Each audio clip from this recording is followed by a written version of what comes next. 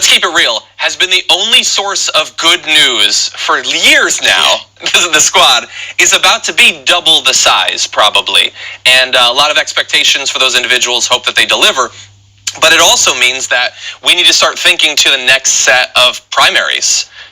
Who is it? The House is getting more and more strong progressives. What are we doing for the future of the Democratic caucus in the Senate in terms of getting rid of some of these, quote unquote leaders that have failed us so thoroughly during the Trump years?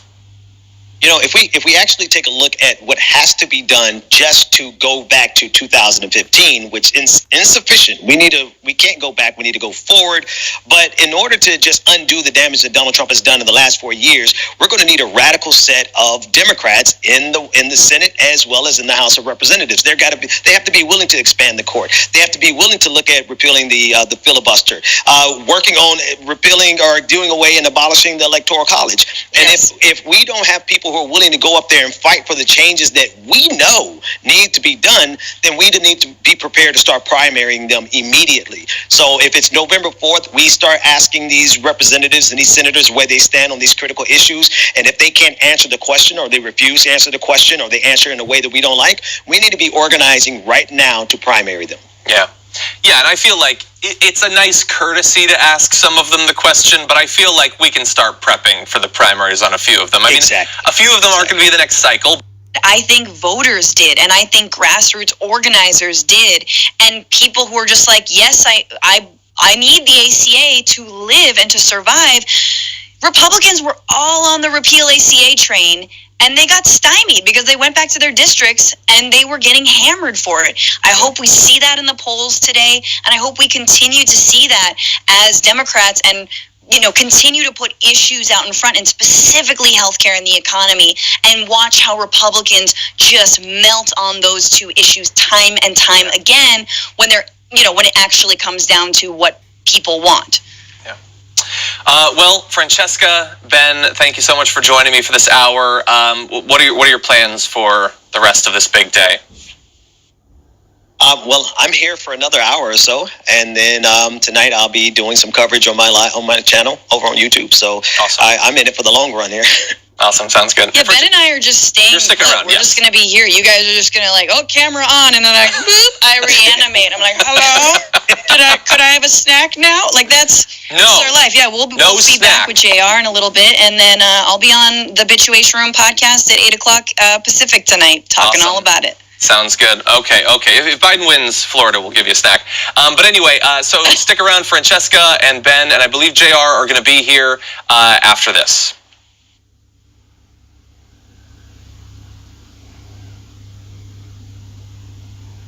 They had things, levels of voting that if you ever agreed to it, you'd never have a Republican elected in this country again.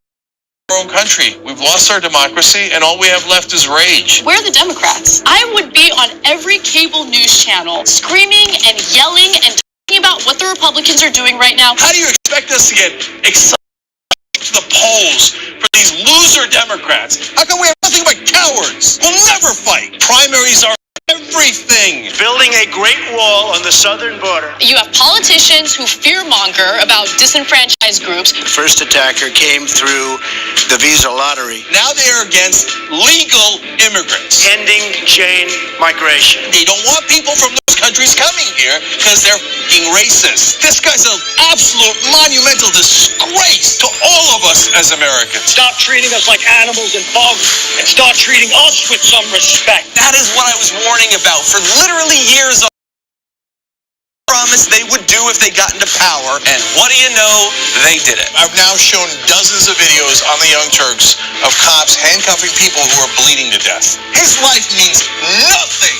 We have been trained to be cowards, so we're going to handcuff that guy bleeding to death. When it comes to these protesters who are justifiably enraged at members of their community getting gunned down and murdered by police force. We are a physical representation of our support for George Floyd. They said that this was impossible, but now we're beginning to move that boulder. And at the end, we'll get our democracy back. Primary the living hell out of these Democrats, and let's take over the party. That's a ghost ship. Let's board it. Let's take it.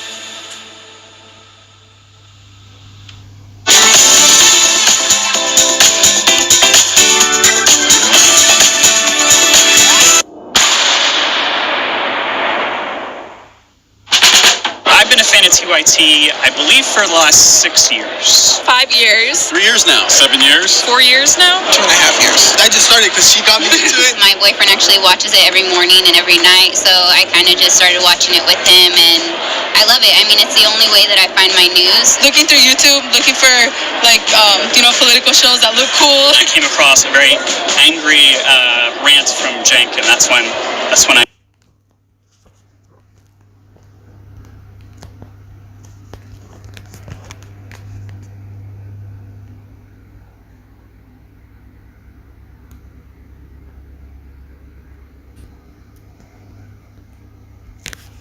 I knew.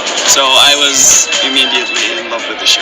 And then I haven't missed a live show since then. 10 times a day, I watched the show in the morning. Whenever I had a bad day in high school, Young Turks. Man, Cenk is just so blunt and honest, and I love the honesty, and there's no BS behind the news, and they just tell everything like it is. There's nobody censoring him. There's nobody there to say, you can't do this, you can't say that. The feel of authenticity makes it seem like what they're saying is true. I feel like I get the real story from the Young Turks. I am TYT. I am TYT. I am TYT. I am TYT. I am TYT. I am TYT.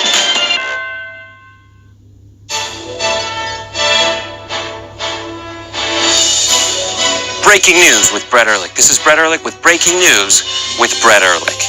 Bernie Sanders wants to break Wall Street, and he wants to break it real bad.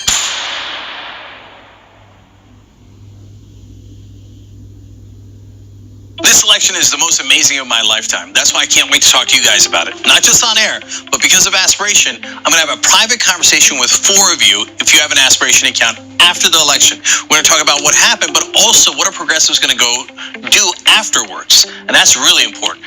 So if you already have an Aspiration account, don't worry about it.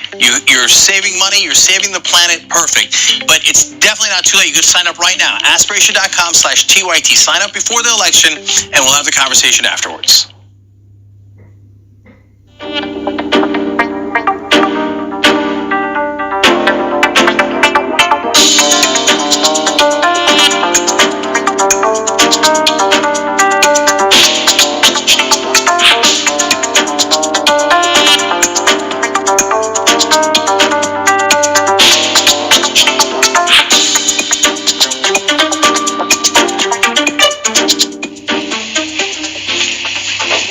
Hello, and welcome into this special coverage because it is Election Day. Happy Election Day 2020. I'm Adrienne Lawrence, and I'm going to be hosting this hour alongside 2 gentlemen you likely know well, Mr. Ben Dixon and Nando Vila. Welcome in, gentlemen. Thank you for Thanks for having me. Yeah. Awesome. How is your Election Day going? Pretty good. I spent my morning watching Champions League soccer, so it was a nice calm before the storm. That's a good thing. I mean, it's a day. It's the busiest day of the year. It's like the Super Bowl and the High Holy Day combined. So it'll all be a blur. Nope, yeah. And you're absolutely right. And it feels like the last few weeks have been the playoffs. This is the Super Bowl. And it's been pretty wild. And it also has been a wild 4 years because we've waited for this moment this whole time. And within the last year, Trump has really been hammering home that he's going to work hard to undermine this election and our faith in it, and stacking the courts, doing all sorts of nonsense. You know, here he is telling you himself. This scam that the Democrats are pulling, it's a scam. The scam will be before the United States Supreme Court. And I think having a 4-4 situation is not a good situation. We're going to have to see what happens. You know that I've been complaining very strongly about the ballots, and the ballots are a disaster. I understand that, but people are rioting. Do you commit to making sure that there's a peaceful transfer of power? We want to get rid of the ballots, and we'll have a very peaceful. There won't be a transfer, frankly. There'll be a continuation. Right? The governor counts the ballots, and we're watching you, Governor, very closely in Philadelphia. We're watching you. A lot of bad things. It would be very, very proper and very nice if a winner were declared on November 3rd instead of counting ballots for 2 weeks, which is totally inappropriate, and I don't believe that that's by our laws. I don't believe that. Now, Ben, I know a lot was said during that, and you were shaking your head. What really resonated with you most from that footage of Trump's many attempts to undermine our election? The fact that our democracy is so fragile that we really don't have any mechanism to really get rid of him if he chooses to not agree to a peaceful transfer of power. The concession speech is the usual mechanism, but that's almost like a gentleman's agreement. That's nothing that's enshrined in the Constitution. And so as long as our democracy does not take into account that we're not always going to have someone who is rational and reasonable or civil to agree to a peaceful transfer of power, if we don't compensate for that, then we're going to face this in the future, if not tonight. Yeah, sounds absolutely right. Nando, did you have any thoughts on that? No, I think that's absolutely right. I think Trump, the last 4 years of Trump have shown that he figured out the cheat code that you can essentially do whatever you want if you're president, and you have to like dare them to stop you, and if they don't try to stop you, then there's nothing they can do.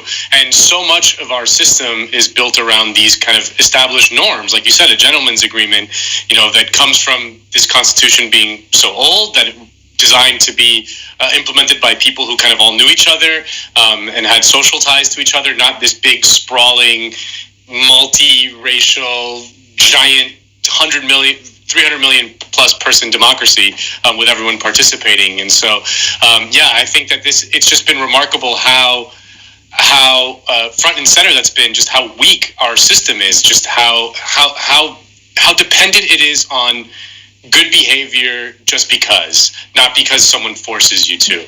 So it makes me laugh because you're absolutely right, how this almost this unspoken element of decorum is underlying the vast majority of our democracy, and the fact that Trump has no sense of etiquette. He has no low. He will go and do whatever he can get away with. And we've seen that most recently with the Supreme Court. And I'd love to be able to talk a little bit about that, being a lawyer and loving the law. You know what? It seems that now we're at this point where the legal landscape has truly been set by by Trump, who has really taken advantage of the judiciary. First, when we look at SCOTUS, we have a 6-3 conservative majority there with Chief Justice Roberts, Thomas, Alito, Gorsuch, Kavanaugh, Barrett now, all on the side of the conservative party. And, when Justice Roberts becomes the swing vote, you got a real problem. And that's indeed what we have. And then also looking that 3 of them worked on Bush v. Gore, Roberts, Barrett, Kavanaugh. All of them were on the legal team down in Florida back in 2000, helping Bush, I should say, take the presidency. And then now we already know Barrett is active and working on cases. Whether she'll actually recuse herself is such a problematic issue. Ben, what are your thoughts on this? I have no doubt that she is going to play a role if this goes to the Supreme Court, because that's why she's there, right? We're trying to pretend as though we don't know that that's what she's going to do, or at least conservatives are trying to pretend as though they don't believe that she's going to do that.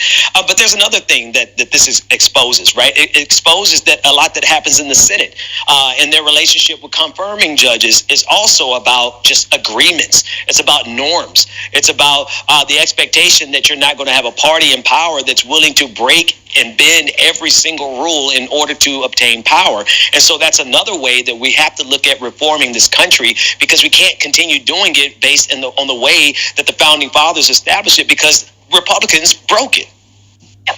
That sounds absolutely accurate. These Republicans are really not necessarily acting in terms of what's best for the nation, but what's best for the party or their individual selves. And we got to see that at this rubber-stamped hearing where Justice Barrett didn't answer any substantive questions, yet we also knew that she was an extremely conservative, absolutely far-right individual who would not be representative of the ideologies that are in the larger, broader society. And Nando, what are your thoughts on that? Well, I was frankly pretty shocked at how little resistance the Democrats put. They always made the point that we can't really stop it, so we might as well not fight it.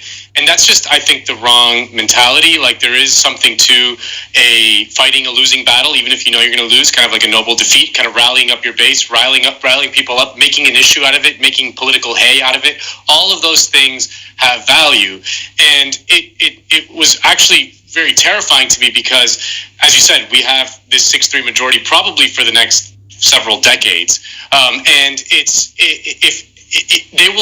they are well positioned to block even any mild redistributive reforms that we would ever want. Like, you know, they almost blocked the ACA when Obama passed it, and that was like a Heritage Foundation law. You know, you can't. Anything else beyond that, like you can't imagine any Democratic president, even with the Senate or Congress, getting it past the Supreme Court. So the question is, will the Democrats do something about it? And it just goes against so much of their nature, which is so deeply ingrained. These sort of like hardcore institutionalists like Joe Biden, Nancy Pelosi, Chuck Schumer, the leaders of the Democratic Party. Will they do something to fight back, to take the country back from this minoritarian, far-right, incredibly pro-corporatist ruling cabal that we have? And their behavior during the Barrett confirmation hearings, which was just laying down, Dianne Feinstein hugging Lindsey Graham, thanking him for just such a wonderful, confirmation hearing. It's just so against their nature, beyond any our like more broader political differences that I might have with them. It's just the institutional nature of their being is so ingrained that I just, something has to happen. They have to do something, but I have very little hope that they will. Yeah, no, I definitely think this sense of decorum and not getting your hands dirty, it's really put us all in a really bad situation when we do need people to step up, get a little wild, get a little rowdy and tussle on behalf of our democracy and our people. And so that's what we need from the Democratic Party, not issuing hugs. But to stay on the courts issue, but let's talk a little bit about claims in terms of Trump's journey and how he could get to SCOTUS. Even though we know he's going to be illegitimate in how he gets it done, the reality is that there are certain paths for him to get to court. The first is an abuse of power claim. And that would be like if a state official certified the election early or tried to insert their own electoral representatives in the conversation. And so Trump could challenge that. And there's also a ballot count dispute. That would be another type of claim, which it seems Trump has definitely been teeing up, as well as the Republicans, whether it was just yesterday in Texas, trying to get drive-through voting ballots annulled, or in North Carolina, trying to cut back on the mail-in ballot review period. It seems to be everywhere. So, Ben, let me ask you, when you look at these kind of claims and them being avenues for Trump to use to get to the court, what do you see as more likely to come to pass? Unfortunately, I see the likelihood that a Republican governor, a Republican Secretary of State, or a Republican state legislature will engage intentionally in one of those behaviors so that they can take it to court. And then the obvious question would be like, what court would see these political machinations and give them standing and hear the case? Well, it would just so happen to be a court that is stacked 6-3 with a conservative bench. No, that sounds about right. You, Nando? I was born and raised in Miami, Florida, and I'm old enough to remember the 2000 election. I remember I was in Miami-Dade when it happened. Think about that. That was 20 years ago. I mean, the Republican Party has become far more brazen than they even were back then, which was shockingly brazen. They basically stole that election. It was close, but they stole it. And in today, 20 years down the road, with Trump at its head, Trump is just the latest manifestation of a party that is beyond any sort of parliamentary decorum. It's just completely brazen. So, I would not be surprised if some Republican state legislature plays ball and tries to steal it. I mean, I guess the question is, how will we fight back? I mean, in 2000, it was Bush v. Gore. We didn't really, there wasn't as much of antipathy toward Bush then as there was in 2004. It was just kind of these two nominees. There was no incumbent. Obviously, Trump is very hated. So I could see a more furious reaction if they try to do it, which will throw sand in the gears. But, something has to be some element of the people have to fight back. We can't really rely on the Democratic Party to fight back, as we've seen through the Barrett nomination. So, it really is going to be up to us because they're going to try to do something. It's just the question is whether they'll be successful. But I have no doubt that something will be tried. No, absolutely. And they're already gearing up for it. We can hear Trump, we can hear it in his voice and all the claims he makes, trying to undermine and just put this irrational thought in people's minds that the election will be decided tonight, that all the ballots should be counted today. All of these things that have never been part of the process, he's making them up, hoping that he can, hey, let's call it quits so early and that he can take this election and really shut it down. And something that the Republicans really have been focusing on is Pennsylvania. You know, that's what 538 calls that tipping point state, meaning that essentially it can determine who ends up taking the presidency, and it's kind of a big deal. And we saw how we had Republicans from Pennsylvania running to SCOTUS a few weeks ago, trying to get absentee ballots thrown out and the review period shortened. And SCOTUS said that they're not going to review the case until maybe after election. And I would really assume that they did that because they want Barrett to go ahead and be a part of the court, which is very problematic. And we know this could really tee up something that's Bush v. Gore worthy, since we saw Kavanaugh and Gorsuch issue rulings last week in which they pretty much said they're going to defer to state legislature. And state legislature in Pennsylvania happens to be majority Republican. Ben, how do you see this? Yeah, you know, that's the sad part about what we're dealing with here. We're dealing with such a gross miscarriage of democracy that if Joe Biden doesn't completely obliterate Donald Trump tonight, that they have successfully stacked the courts on the federal level, the state houses on the state level, obviously, such that they can snatch away a victory from the majority of Americans. And this speaks to what has to be reformed. If we are afforded the opportunity to seize power tonight, legally, right, without stealing, I'm saying seizing it through democratic means, then we honestly have to have a conversation, and we must have Democrats in power who are willing to do what's necessary to reform this government in the ways that we see Donald Trump has exposed our weaknesses. Yeah. Nando, what are your thoughts? No, I agree wholeheartedly. I mean, we cannot allow this to become a new normal the way we kind of allowed the new normal to become that if to pass a law in the Senate, you needed 60 votes. That used to not be the case. You used to need 51 votes. Now you need 60 votes. And that's just become the new normal. We cannot allow the new normal to be where the Republicans can win elections with a minority, whereas Democrats can only win elections if they get like a super majority. You know, if they blow them out by so much that they can't steal it. You know, so the question is like, if we do manage to win, if the Democrats do manage to win, how will they reform the system to ensure that it becomes more democratic? The sort of boring nuts and bolts things that that Republicans focus on all the time, which is how do they assure that they remain in power, even though that there are fewer Republican voters in this country than there are Democratic voters. Outside of this, of the inherent biases of the system, like the Senate and things like that, just like literally, making it easier to vote. Passing DC statehood seems like an obvious no-brainer. Abolishing the electoral college is an obvious no-brainer, just flagrantly anti-democratic part of our system.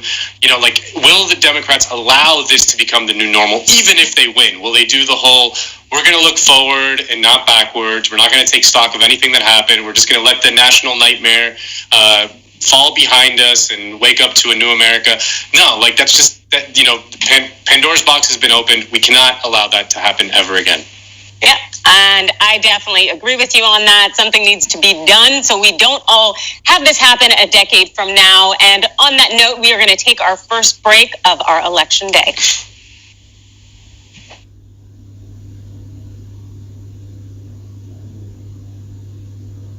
You know what the progressive movement needs? It needs a little energy, a little pizzazz, maybe a little caffeine.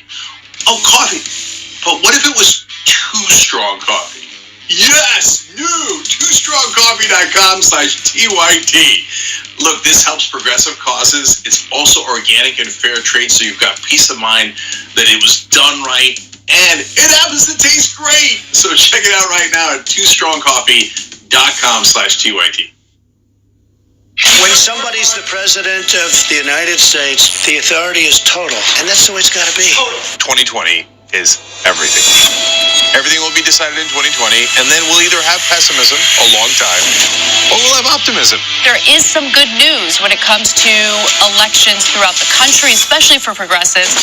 He's struggling in polls. He's trailing Joe Biden in many of these battleground states. And he knows that if he makes it difficult for voters to cast their ballots, especially as we're dealing with this pandemic, well, maybe it'll give him an edge over Biden. We need to get rid of these people who are in office, who enable these systems that continue to oppress us. Start using your votes and your dollars for the people who want to preserve your community and your humanity.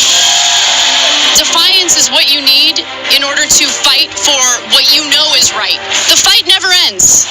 Progressive candidates come on this show, we help them, and they've at least got a fighter's chance. Expand the squad. Here we go, Squad 2.0. Corey Bush, Jamal Bowman. And this is why what Cenk and the Young Turks are doing is so important. This time, it's real. If he wins another term, God knows what he'll do to our government, our democracy, and our way of life. We need solidarity, and it begins with you. Who's gonna fix it? Who's gonna fix it? Goddamn right.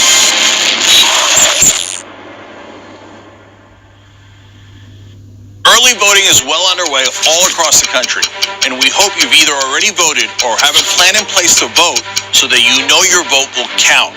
And while you're at it, let everyone else know how important it is that they get out and vote too, with a vote hat or a Blue NAMI shirt or any of the other election-themed items currently available at shoptyt.com.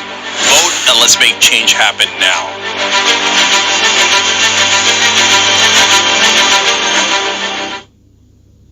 This looks like a conspiracy. This looks like a scheme to defraud.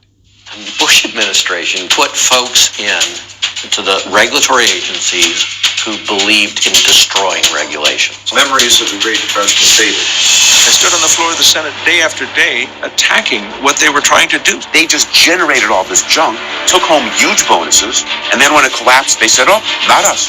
What they ginned up was pure extortion, putting a gun to the head of Congress. Time and again, they heard the devastation that was happening in low and moderate income communities caused by bankers, by lenders, and they chose to ignore it.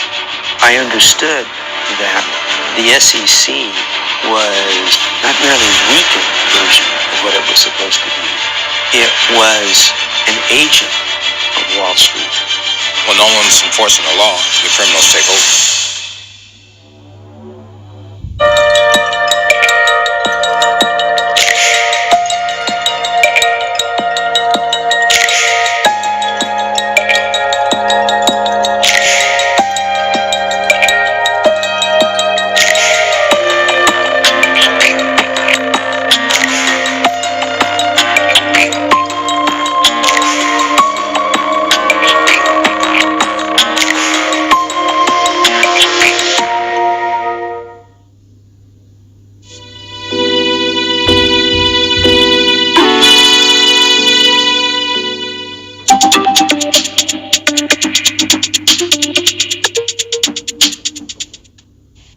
Welcome back to TYT special election day coverage. I'm Adrienne Lawrence, joined by Ben Dixon, Nando Vila. And gentlemen, I already love your insight. We got to talk about the court, so I love to talk a little bit more about something I also find to be extremely entertaining, which are hypotheticals. And since we can't have a complete palate cleanser with no politics and no election, this will be a presentation of hypotheticals that surround this election. So if you wouldn't mind entertaining me, let's talk about what if it looks like Trump's winning and they declare he's won, but the counting isn't over?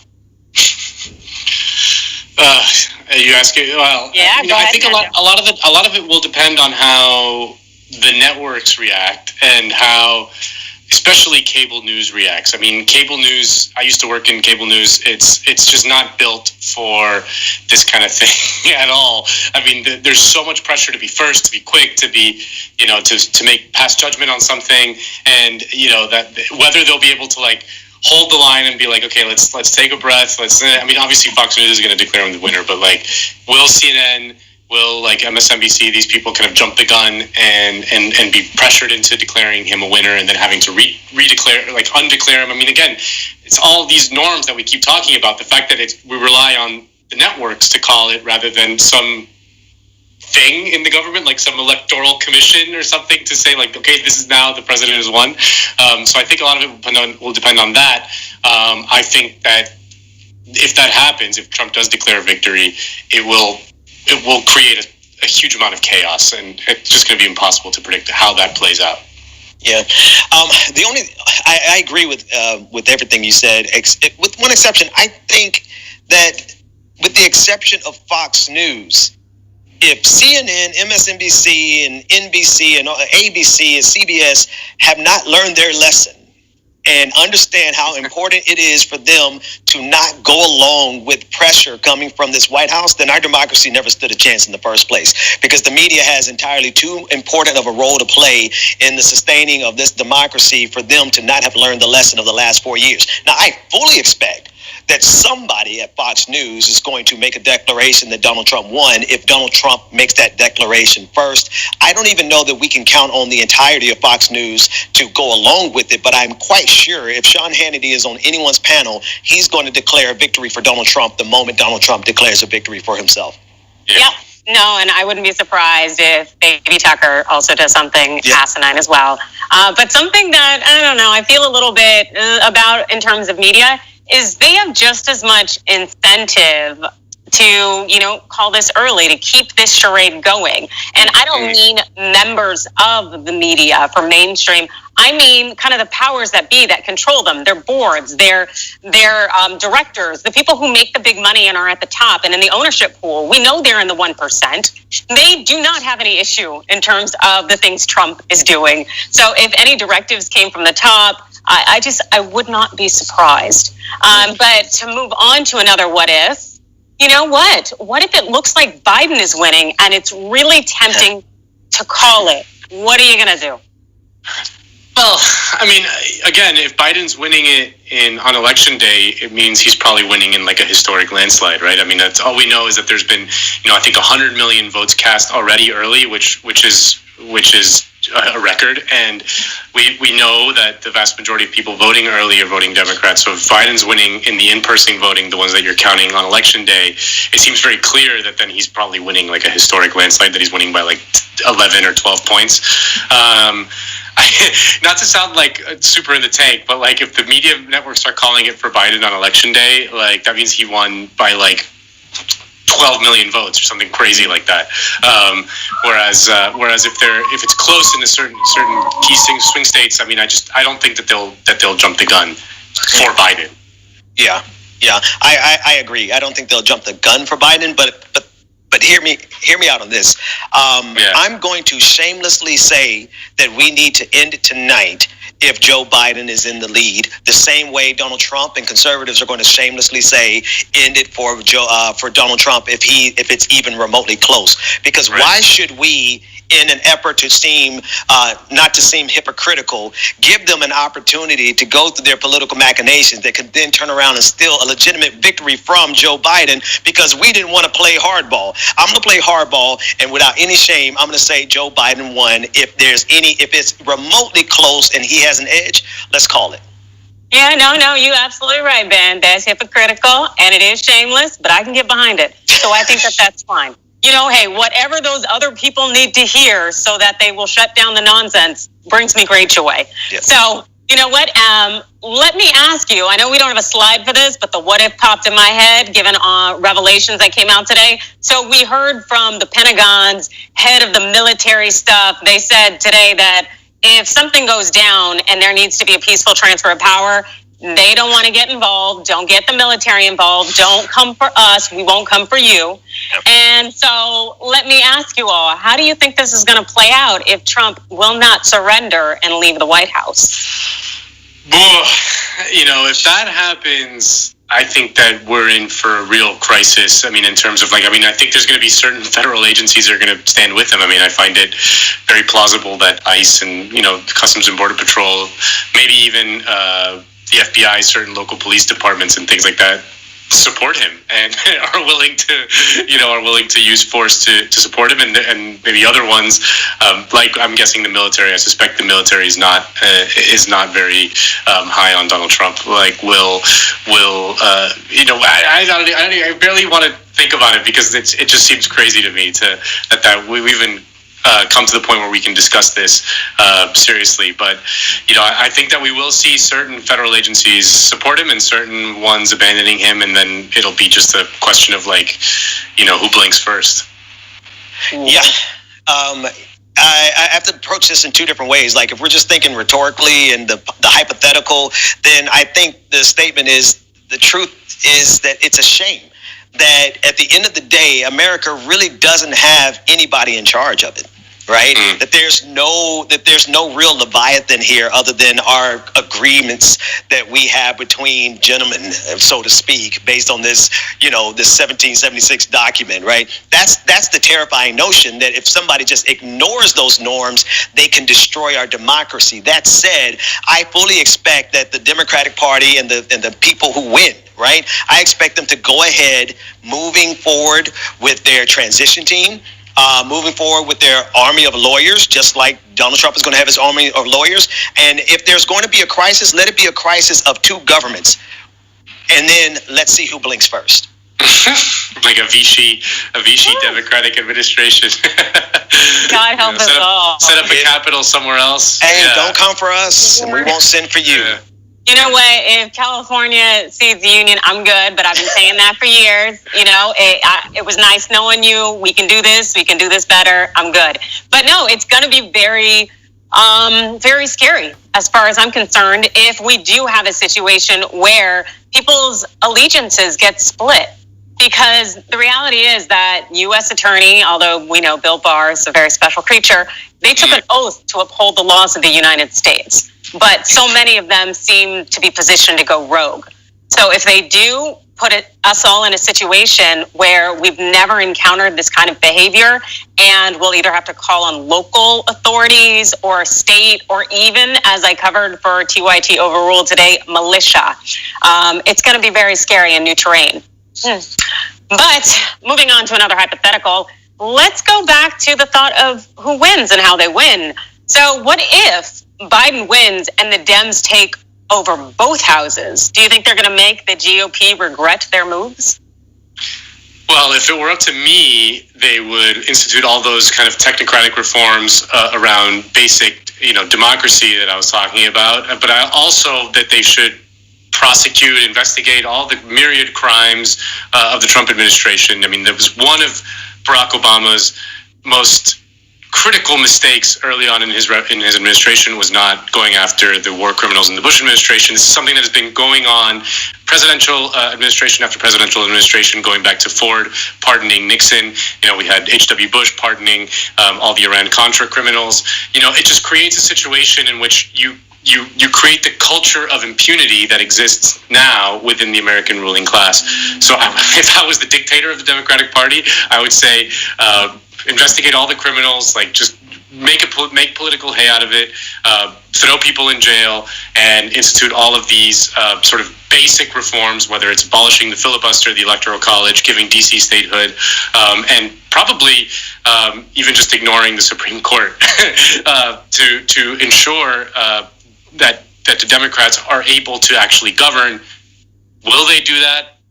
I suspect not. I mean, Biden, when asked about packing the court, he said, which it's not necessarily maybe the reform that I would do, but that he's going to set up a commission full of liberals and conservatives to study the issue. And it's like, come on, dude, that's just nonsense. Right. The only expectation I have of Joe Biden, and I've thrown all of my support behind him at the expense of my reputation and supporters, right? But the only expectation I have of Joe Biden is for him not to be a fascist and not to destroy our institutions. To that end, I appreciate that Joe Biden will be elected and we will have the opportunity to replace Democrats in the Senate and replace Democrats in the House who are not willing to enact changes that we absolutely need. So in other words, thank you, Joe Biden, win, but now we got to primary the hell out of the Democratic Party because I have no confidence that they're going to do what needs to be done. Nope, I definitely agree with that. And kind of to touch upon something that Nando said in terms of this culture of impunity, I agree with you. I think they need to go after all of them, whether they're on the Democratic side or the Republican side. If they engaged in shenanigans to their benefit, whether it was insider trading or some kind of corruption, they need to be called to task. The thing that concerns me on why it won't necessarily happen is, number one, it seems that so many of these people in power have other powerful friends that they built favors up for years. And also there's this class elitism going on where the thought that, hey, if this senator can actually be held accountable for their behavior, my God, what'll happen to me? So it almost seems that they don't want to run afoul of that sense of decorum in respecting those class boundaries, which are very problematic. But to go on to another potential what if, what do you think would happen if Trump wins the White House, but Democrats take the Senate? Then nothing. Then literally nothing. Just, more gridlock, nothing, no major reforms will pass. America will probably go for another decade without literally any sort of major laws being passed. Incompetence from the executive branch, fecklessness from the legislative branch to do anything about it. Like, if that is, a divided government that is like kind of something that politics nerds love for whatever reason is a disaster. It's a disaster everywhere, not just in the United States, but in the United States specifically, it's a huge disaster. In Latin America, it's a recipe for a military coup. In the United States, it's a recipe for basically nothing. This is why, like most European governments, cannot have a legislative and executive branches that are independent of each other. They actually flow from the legislative branch because you cannot create the situation where laws cannot be passed because there's gridlock. In the United States, with ideologically coherent political parties, if there is divided government, there is going to be gridlock. Nothing will pass. What about you, Ben? I love that answer because it really speaks to the need for us to reform our system to something along the lines of a parliamentarian system because of the nature of the gridlock that would ensue. That said, what should the Democrats do if they take the Senate? They should impeach the hell out of Donald Trump again and get rid of him, period, full stop. And then if they don't do that, then that just gives us a reason as progressives to primary the hell out of Democrats, because if they don't have the backbone, I had to choose my words very carefully there, if they don't have the backbone to impeach a man who has presided over the deaths of 250,000 people and they will leave him in power to preside over another 250,000, then they don't need to be in Washington, D.C. No, they don't. And that's exactly what I was thinking in terms of this is perfect for impeachment territory if the Dems take the Senate. And I absolutely agree with you that if they wouldn't leverage that position and that power, no, they clearly are not on the Democratic side, and they are clearly not here for upholding justice, the law, and our democracy. And I don't have time for those people. Absolutely. But we do have time for a few more what ifs. So let me hit you with it. What if Trump loses? Who's Trump's 2.0? Will it be the neocucks like Marco Rubio and Ted Cruz? Wait a minute. What did you call them? I don't neocucks. know. Someone wrote this out. You're going to have to forgive me. I don't know what that means. No forgiveness necessary. They are the biggest cucks in the history of the universe. I loved it. Donald Trump said that Ted Cruz was the Zodiac killer. And now, Ted Cruz, God, it's the most cuck person in America. He called his wife ugly. He called Ted Cruz's wife. So I didn't mean to interrupt you, Adrian, but that was the best description I have ever heard in my life. He's the most cuck person I've ever seen. Yeah. So I think about this a lot, and I actually, if Trump loses, I think Trump runs again in 2024, and I think Trump wins the Republican primary again in 2024. I don't buy the Tom Cotton hype. I agree that Tom Cotton is a dangerous fascist, but he's just got anti-charisma, and I think that a huge part of Trump's appeal is that he's fun. I mean, in a way, for the people who like him, he's a fun. You watch one of his speeches and he jokes around and he's loose up there. It doesn't sound like a regular politician, and once they've gotten that, they're not going to be able to go back to sort of a guy who sounds, just uses the same old words, the same kind of, it's just not going to work. And then there's going to be a lot of people trying to imitate that Trump style, but Trump is so weird. He's such a unique figure. There's no one really like him. So it's going to be this very weird struggle for power within the Republican Party. And if Trump loses, I suspect that no one's going to sort of rise up to take up that mantle. No one's going to have his level of popularity or his level of just ability to suck the oxygen out of things and just attract all kinds of attention like he does. So he's going to fill that vacuum again in 2024, and I suspect he'll win in 2024 if he does choose to run. Wow, Nando, he'd win the primary or terrible. the primary, for sure, the primary. What do you think, Ben? I have to agree, and you guys are in LA, so I don't know if you've even. It's a show that's set in LA.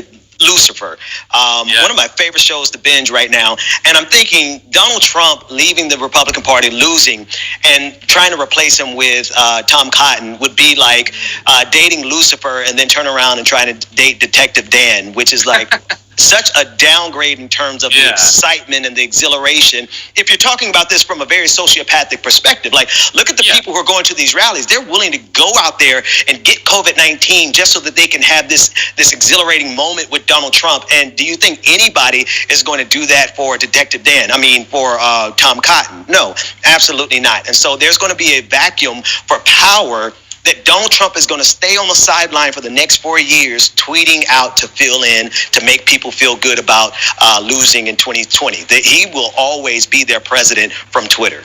Yeah. That's actually really scary. Yeah. Go ahead, Nando.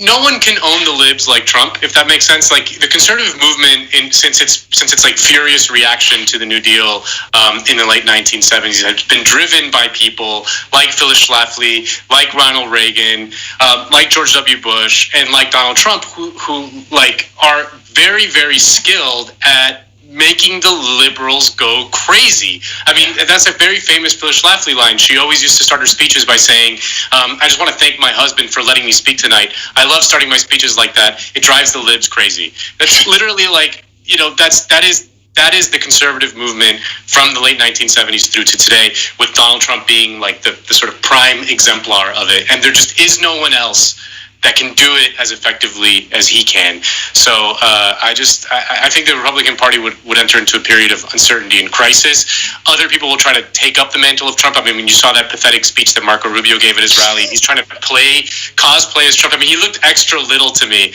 And he just doesn't have He just doesn't have it. I don't know. I'm sorry. You know what, Nando? There have been a lot of petite men over the course of history that have led the way. Napoleon. Yes, but no, my fear would definitely be Trump if he left the Republican Party, potentially starting his own party. Because like you said, he's essentially built this little group of minions who will like essentially really kind of crawl around and do whatever he wants to do, because he does have that magnetism that bullies on the schoolyard have. And unfortunately, it really speaks to a lot of Americans. But that is where we are. And we do have to go to break. But before we do, I want to thank you both for joining us. And can you tell us where they can find you? Nando? At Nando Arvila on Twitter and on the Jacobin Weekend Show every Saturday. And you can find me on Twitter at Benjamin P. Dixon. And you can also find me here on YouTube, The Benjamin Dixon Show. Thank you, gentlemen.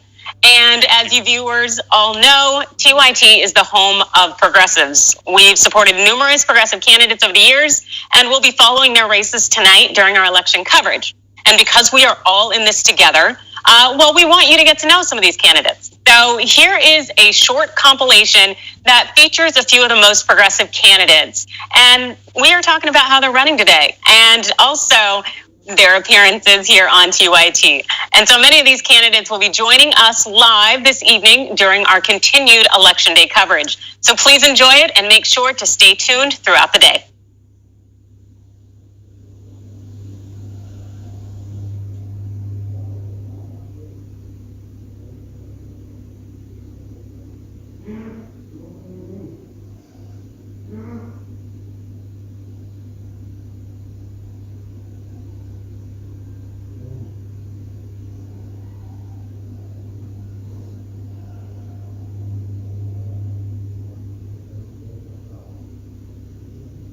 As you all know, TYT is proudly progressive. So we've had some wonderful progressive candidates on here throughout the years, and they're up for election tonight. And I think a lot of them are going to win. So here are some of the best progressives featured on TYT. Jamal Bowman, Corey Bush, Cara Eastman, Pam Keith, Mike Siegel, Alan Cohn. Let's watch together these great progressives on TYT.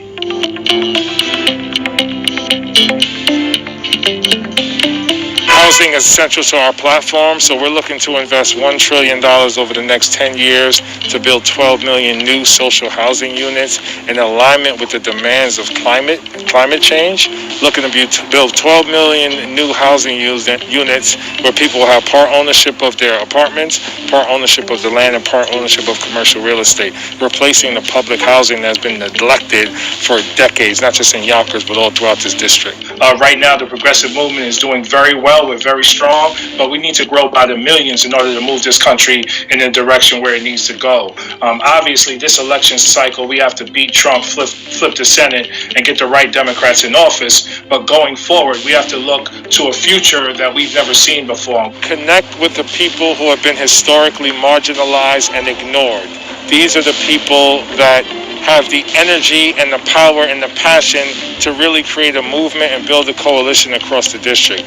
They have so much to offer to the political process and to our democracy, but no one ever speaks to them. We targeted, all communities, but specifically the most ignored, the most marginalized, the most disenfranchised. We wanted them to know from the beginning that they're a part of this process and they're a part of this movement, and we need them, not just to win an election, but move this country forward. I challenge any congressperson to come to the Bronx and run a middle school effectively. Educators have a unique perspective. We work daily with the people of this country, regardless of their background, regardless of their race, ethnicity, class, religion. I was raised by a single mom. I lived in public housing. I lived in rent stabilized apartments. I had a sister who was on drugs. I've had run-ins with law enforcement. The majority of the American people agree with progressive policies. I'm calling it. Jamal Bowman has won.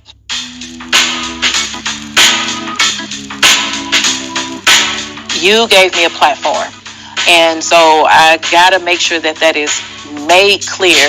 So people from my district heard about Justice Democrat. I didn't even know about it. People from this district heard about Justice Democrats by watching your show and nominated me to JD. The George Floyd and Breonna Taylor protest, I continue to do what I always do. When Black lives are under attack, what do?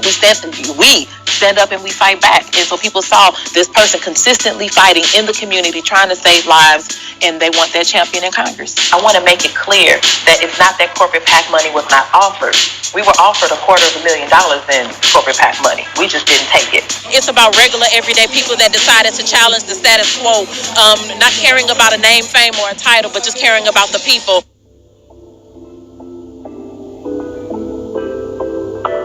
The reason why the Nebraska election is so important is Cara Eastman.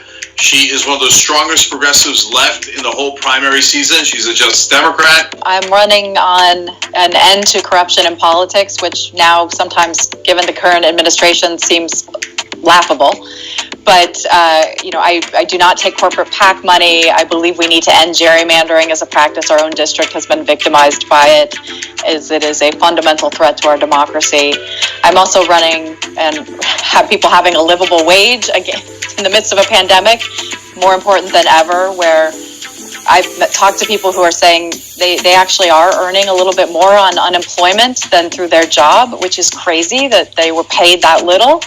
And expanding healthcare. I believe in a baseline of healthcare for every American, and that Medicare for all is the way we get there. With the advent of the coronavirus, the idea of so many people in the district losing their jobs and therefore losing their health care, it has really just brought to light the idea that maybe we need to look at something different. And I want to go to Congress because I want to change those things. I actually want to work on health care. I want to end corruption in politics. We have to get money out of politics. These are not negotiable things anymore. These are things that we have to do for the American public.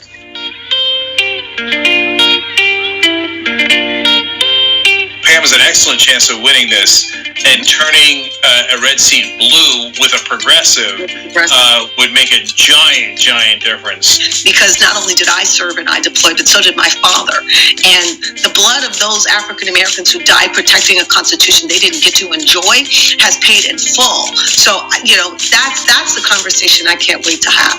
I won a primary for this district with 80% of the vote, an increased turnout by 8,500 votes over our previous best primary. A strong, progressive woman can win.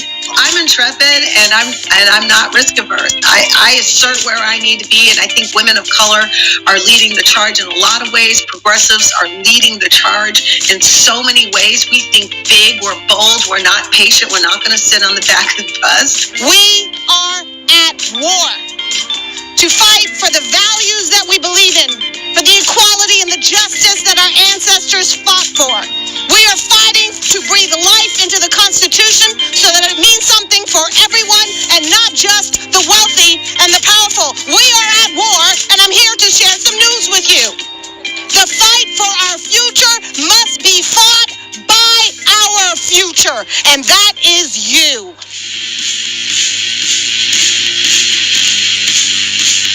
I spent 3 days basically caucusing with every union in the state of Texas, over 70 unions. And one by one convinced them that I'm fighting for a Green New Deal. We're going to fight climate change, but we're also going to make sure workers are going to be at the table. That we're not going to change our economy without making sure workers and their families are taken care of. And so by the end of the convention, 65 out of 70 unions supported me for the endorsement, and I did win the sole endorsement. And we're up against, this media complex that's bought into the fossil fuel industry. And so we really need to sell it, that we're going to create millions of wonderful new jobs, union jobs that are going to support families, rebuild our country, and take care of our planet. And I'm going against the richest man in Congress. You can't outspend him. One thing McCall won't do is show up and meet the people. He hasn't held a public event in 11 years. He's really scared of answering any unscripted question. And so that's how we win, by going all the places he won't go. I'm running strong on the Green New Deal. My congressional district, the Texas 10th, includes part of the Houston oil patch, folks who work in that industry. But we need to have these conversations even if it's not convenient. And what I've done is we've built a town hall of national experts next month in Austin. And we're going to talk about how do we implement the Green New Deal in the Texas 10th. Under the previous New Deal, there was a program in every congressional district. And here in Texas 10, we have a coal plant that needs to be shut down. It's literally killing people, giving kids lead poisoning, causing asthma. And there's folks in Austin, environmentalists, who want to shut it down. And there's folks in the community that want to pay for a cleanup. So we could implement the Green New Deal in the Austin region and provide a national model. And so that's the kind of campaign I'm running. SiegelForTexas.org. Okay, I'm not playing. You got to support Mike here. He can easily win this race, but he's got to have your support to do it. Mike, if you win, you become a congressman. How much will you fight for progressives within Congress? That's who I am. That's what I've been doing for 21 years, as a teachers union organizer, movement, civil rights lawyer. I'm going to continue to be me. And so I am seeking the Congressional Progressive Caucus endorsement. I hope to join the squad and all these folks fighting for really strong structural progressive change.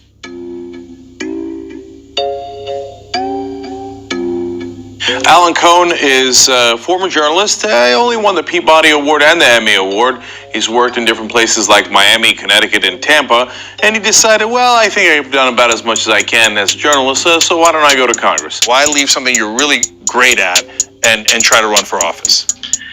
For the last 3.5 years, I had my own show on ABC 7 in our area, the Tampa Bay area, and every night we talked about what's happening in Washington, what's happening with the economy, the environment, taxes, health insurance, and all of that. But I'm tired of talking about things because nothing seems to change in Washington, D.C. And in this particular era, we have a freshman Republican congressman who just days after he was elected, it came out that he acknowledged he took illegal campaign loans. So now he's under federal investigation by the FEC and basically rendered ineffective, at a very time when we need a representative in Washington. This is a really middle-class area. And, I don't have to tell you that, for all the talk that the president makes about the economy and how low unemployment it is, I don't know the economy he's talking about here, because middle-class families in this area are not getting ahead. They're falling behind. They're working harder. Many make less money than they did 10 years ago. 60% of people haven't recovered from the economic collapse. 40% live paycheck to paycheck. And, I have a wife and 2 kids, and we know exactly what is happening with middle class families. And, darn it, we need somebody to go to Washington and focus like a laser beam on that. And I don't think you hear that too much from members of Congress or candidates for Congress for that matter.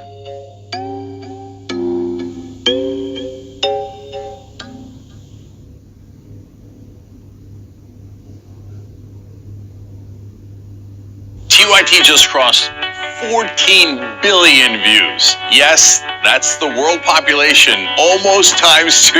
And we have over 19 million subscribers. Too strong. I love you guys. Look, we're not backed by billionaires like other mainstream media outlets or the right-wing outlets that are almost all backed by them. We're able to press on and continue our coverage because of you guys. Your small dollar donations to our fundraising campaign at tyt.com/go have a huge impact. And you know what they do? They create real change. Contributions of any amount supports our ability to continue to tell stories that often don't get covered by the likes of MSNBC, CNN, or Fox News. With your support, we're the 4th news network, and you know we keep it real. No matter how large or small the contribution, you help us beat the billionaires and all the other media outlets by going to tyt.com/go.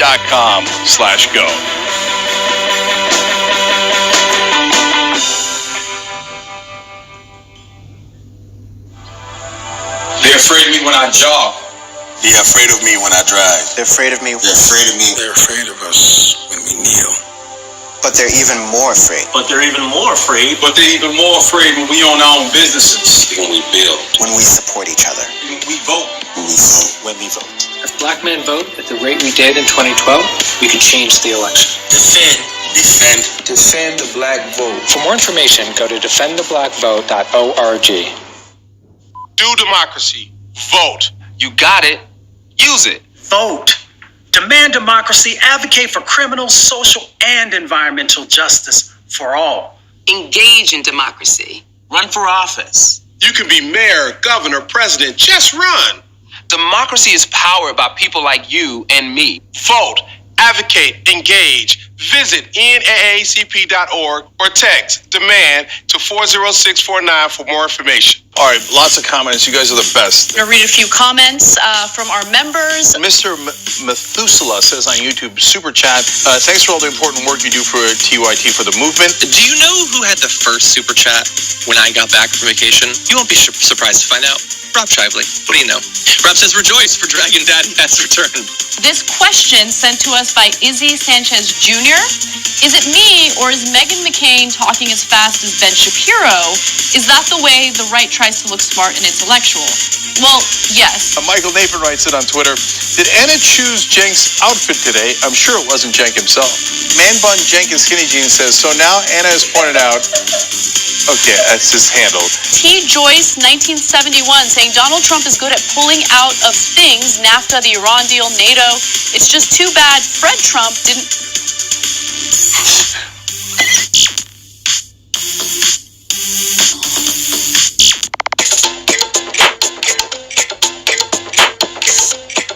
A vote is a voice. A voice is power. A voice not spoken Cannot be heard. A voice not heard. Soon goes silent. I have a voice. You have a voice. Together, we are loud. If you stand for anything, raise your voice. Power not used. Power lost. Power not shared. It's not democracy. I have power. You have power. What matters to you must matter to them. Claim your power. A vote not counted Cannot make a change. A vote suppressed is a voice silenced. I have a vote. You have a vote. Let's have them counted. For America to share your values. Use your vote. Your voice. Your power. Your vote.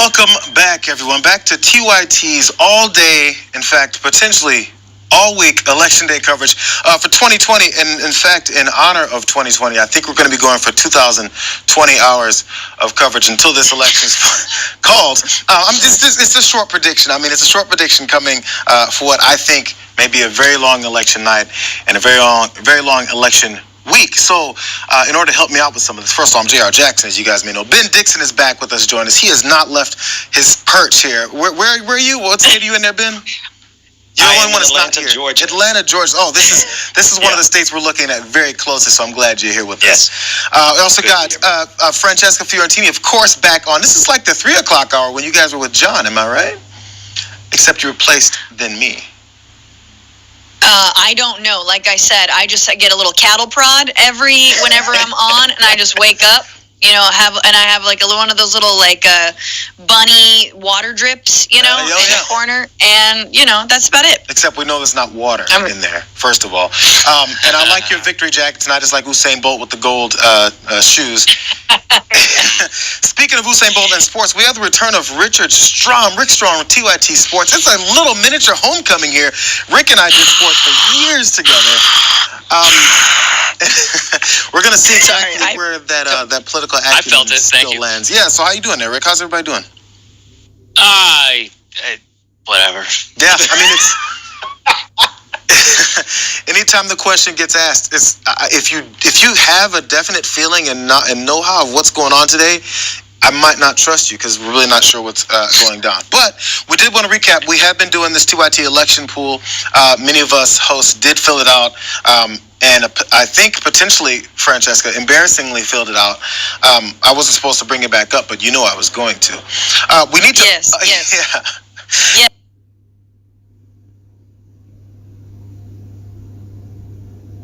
News for, because I am TYT's guinea pig. Continue. But you know what? Oh, so you're basically like Ben Mankiewicz placing sports bets. I understand what that means, I think. So we need to update, first of all, Ricky's, his predictions for tonight. I mean, this goes for those of you who haven't seen, so there's a TYT electional poll where you get to choose, you try to predict where the race will go tonight as far as the electoral votes, as far as the vote margin, who you think would have won that. Some swing states, we got like 7 to 10, 12 swing states that are listed here. Some key races where the House seats will be, and also how many net Senate or House seats you think may come forward. And also the big question I think everyone is also going to be asking, if Trump does lose tonight, will he concede? All those will be figured out. Hey, Rick, you want to go through some of yours so we can plaster your picks up there for us? Oh, you want to go through my picks? Is that what you're saying? I would love to go through these picks. No, I don't want to go through any of my picks because I didn't make any. Oh, you did? Oh my goodness. I have this theory of like I don't bet on my own team. Mm-hmm. I don't bet, period. But as like someone who has worked in media, I'm not gonna like bet on the Bears to beat the Packers. First off, because they went from Brett Favre to Aaron Rodgers. Secondly, because I just think it's a terrible way to view something. So I dutifully did not partake. No. Back to you, JR. No, it's good. Actually, because this is the thing. Everything that you just went through there is exactly the approach that I take when it comes to sports, number one. Number two, I don't like losing money on something that I don't get back in return. So gambling is also number two thing that I don't do. Not that this is one of those things. But, I thought we were going to go ahead and embarrass ourselves with what we could predict. So let's throw mine up there. How about we go through that before we get to some of these some of these stories? So I threw numbers into an electoral college generator because, again, I was like, well, how does this pan out? I'm not 538. I'm not the Washington Post. I'm not Rasmussen. I don't know. I'm going to throw out some polls that I don't really pay attention to anyway because I don't need to. Just go out there and vote is what I've been saying for months now. But let's look into what I have here. As you can see, I've already listed mine as I'm not that very good at this. So before you guys get to laughing, just understand, I know. So I got Biden at 290 tonight. Trump 161. If that doesn't make sense, tell that to the generator that I went through to get these numbers. And the popular vote by margin, 4 points, I believe, for Joe Biden potentially to win. Not even necessarily tonight, but to win before this thing is all over. I think one of the things that I think everyone else, I wish I could compare, but down at the bottom left, if Trump loses, will he concede? I do think he will. This is a very big one, JR. I think that's a huge bet. And I definitely said no on that one. That's the one I did understand and voted no on. But tell me why. Well, this thing, since we're on this comparison and the analogy on sports betting, the only way you make money is to risk a little bit. You can't just always go ahead and pick the favorite. You got to pick the underdog in some kind of way, but you slap it with a parlay of a bunch of other ones that you know may win. Then slap a big underdog in there and you're going to get paid. I mean, I know that much about it. I did go to college with several degenerate gamblers, so I learned a couple things. So, I mean, I understand where you're coming from, but you're also talking about like the ultimate con man, grifting POS who will never say that he did anything wrong. So I'm just curious, what exactly is the window here? Like, do you have until 5 a.m. or do you have like 5 years? No, I think that's eventually I'm going into the right. Like, he's not going to concede. That would mean him calling himself a sucker. Well, this is the thing. I think, and Ben, I promise I'm going to let you get in. I promise to let you finish, Doug. Oh, because I really want to know what you, because I'm, sadly, I mean, no disrespect to Rick, but I'm actually curious as to what you think of my. By the way, this is going to be totally disrespectful. But yeah, go for it. No, I'm mostly curious what Ben thinks of my picks, because I think he's probably done the best job of this if he decided to fill one out as well. But no, the thought is at least it'll take through the week, potentially. Like, of course, he may come out here at 7 o'clock tonight and go, I won, no more counting. But then at the end of it all, if it comes to the conclusion, the obvious conclusion that he's lost, I mean, really, what is he going to do? Really, what is he going to do? Cross his arms and sit in the Oval Office? Yeah, I mean, if you really think about, like, is there any real mechanism to put him out? And then you add on top of that the fact that Donald Trump is a malignant man-child and the quintessential baby in chief. I think we will be faced with Donald Trump just crossing his arms and sitting back and saying, I'm not leaving. That's especially if he has powerful people helping him out with that in the different states, in those swing states. If he has the state legislatures, or if he has the Supreme Court, the state level Supreme Court, we already know he has the federal Supreme Court behind him. I think that'll give him an excuse to refuse to concede. With one exception, JR, that's if that's notwithstanding the fact that Joe Biden could blow him out. If it is a clear blowout, like laughably such to the extent that Fox News calls it a blowout, then I think that might be the only way we can see him concede tonight. Well, I mean, I think as we also saw in 16, he was setting up for that, blaming anyone else potentially if that did go down in that direction. He's basically like, it's a setup, it's a fraud, Hillary Clinton is cheating. We've heard this before, and we're hearing it again in this time. So even if, say, the Fox Newses of the world are calling it what it could be, he's already, I think it was even this morning, if not yesterday, told Fox and Friends, well, Fox is not like what it used to be. So he's preparing for that potential scenario. What do you think, Francesca? He's also going to be like, if he loses, if it's a blowout, he'll be like, well, I didn't want it anyway. Ew, the White House is gross. Tons of COVID running around, and someone soiled the chair in the Oval Office. Not naming names, was probably me. Anyway, Ivanka didn't change my diaper. The point is, he'll be like, it's very much like, I didn't want it anyway. Oh, being president is so 2016. The real new thing is having my own network or whatever he's going to go on and do, or having his own island where he'll go once he fakes his death out of shame. Because that's sort of what I'm also betting on. There wasn't a square for that in the election pool, but will Trump fake his death and go to the island that Jeffrey Epstein is on? A different island, by the way. Yes. Well, we're gonna have to expand the picks, the pool there, to make sure we have some more things going. But okay, all this sports talk, all this pseudo sports talk has got me a little bit excited. Ricky, you're here, and I've been following stuff like this because I'm such a big sports fan. I assume the rest of you all at some level are. But today is one Colin Kaepernick's birthday. It's November 3rd.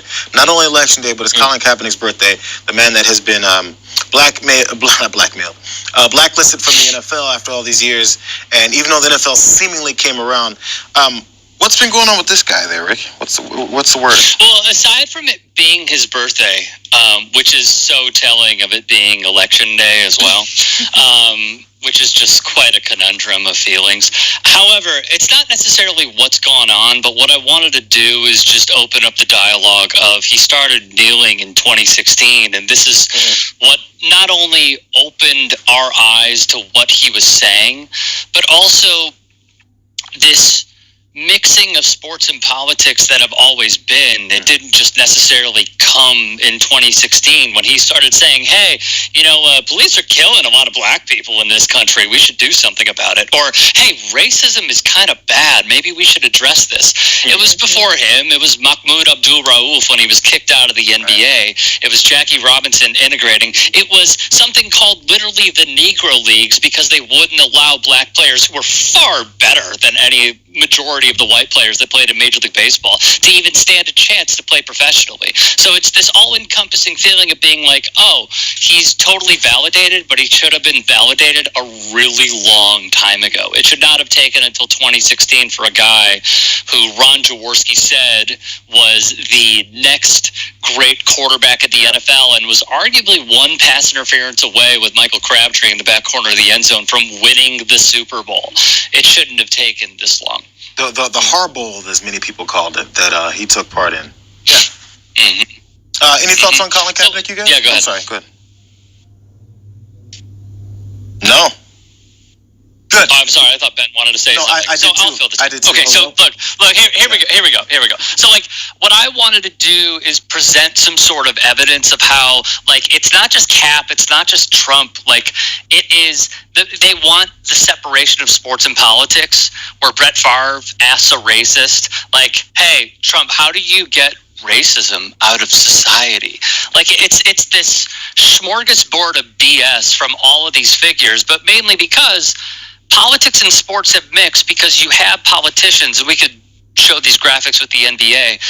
In the NBA, you view this as the most progressive league, right?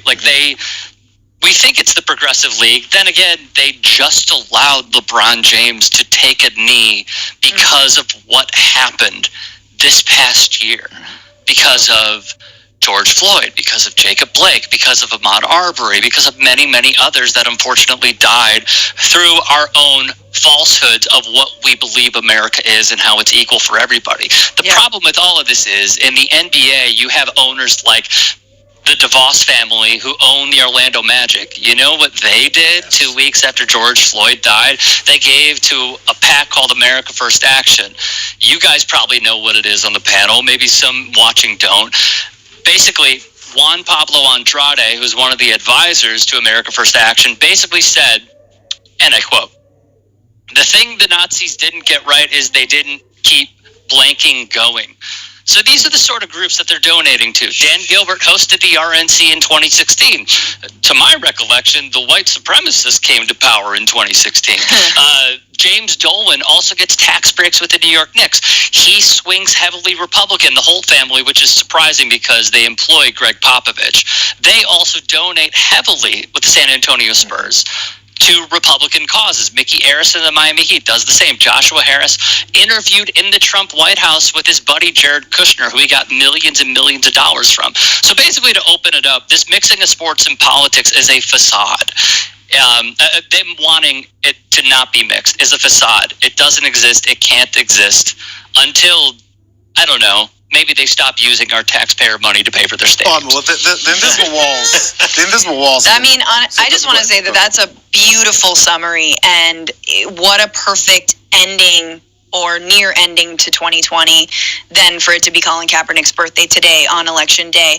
And this is somebody who put everything on the line and was outcast by everybody. And that was a short 4 years ago. And it just shows you how backwards Trump brought us, while actually the population has been moving forward. While actually Kaepernick, 3.5 years later, the NFL is apologizing for it, right? The NFL is like, oh, we shouldn't have done that. That's a short amount of time to have that big of an impact. And of course, Kaepernick's building off of the movements, the BLM movements that were already there. But I just want to say, we are not as behind as we think we are. I think we're just going through a like white supremacist exorcism where we're trying to like, it's like the final scene in Hereditary, and we're like trying to like saw off our head. I don't know. I heard it was gross. I'm gonna watch it later on to calm myself down from watching America.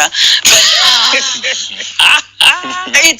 this is what we're going through, and like Kaepernick, man, look at the weather vane that he was, and how the world is shifted around him to show how right he was. How at the Thanksgiving dinner table this November, people are going to agree that it was wrong to ice him out for what he did. Are they? Because this is what I was thinking about off what Ricky said. Yes, there's these, I think, invisible walls put up around from the ownership groups for these sports teams to to commissioners to then front office and then players, where you got coaches and players who are the employees of the team.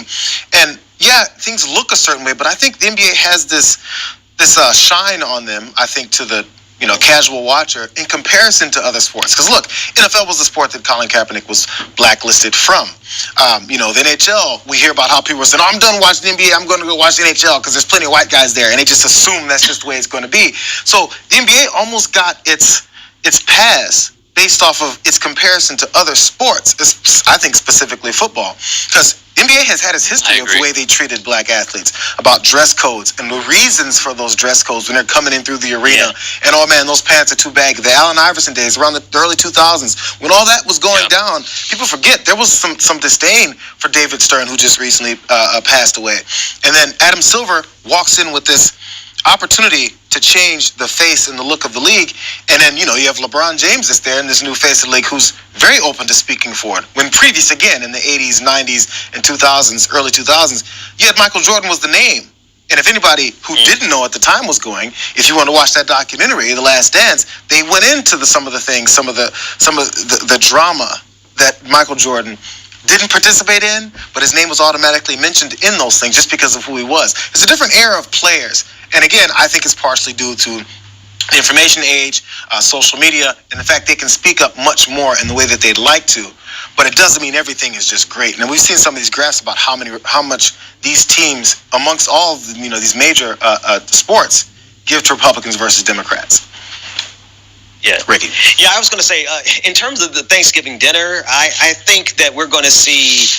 I think the fight they're going to fight a lot. Well, one, they may not even go to Thanksgiving because COVID-19 has been spread so far. It's canceled. We know that. Because of Donald Trump, right? But let's say that they break the rules and they go to Thanksgiving dinner like they go to these rallies. Okay, so I think they're going to be fighting each other to the death over these issues still the same way, because I don't think anything has fundamentally changed. I think the NBA, as well as the NFL, understand corporate investments and opportunities to cash in on movements. And they see that there's a value, especially the NBA, there's a value to not trying to crush the voices of players like LeBron James, because he can obviously give them hell if he chose to. And so with the NFL, you laid it out perfectly. There are just so many owners of the NFL who buy into this exact same type of thinking, the same type of white supremacy. The entire structure of the NFL, quite frankly, is a white supremacist structure. So they're totally fine with capitalizing on it. But has anybody given Colin Kaepernick a team to play for? Exactly. Right. Exactly. No.